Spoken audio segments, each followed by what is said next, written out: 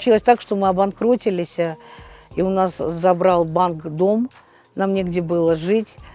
Мы обратились к кооперативу этому исламскому, значит, и они нам помогли. Большое спасибо им. Я призываю всех, кому очень тяжело обращаться к исламско-финансовому кооперативу. Эти люди безотказно всем помогают.